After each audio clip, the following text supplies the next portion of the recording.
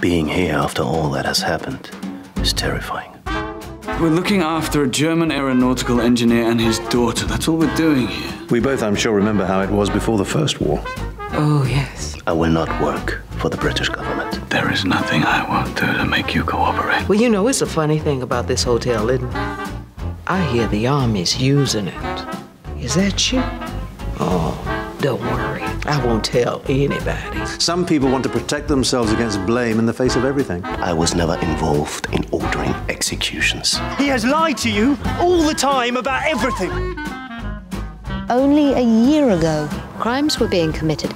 People were being murdered on an unimaginable scale in camps. And yet somehow it seems that that's just a side issue. Not remotely as serious as beating the Russians or getting ahead of the Americans. Those are the only things that count now. That's shocking, isn't it?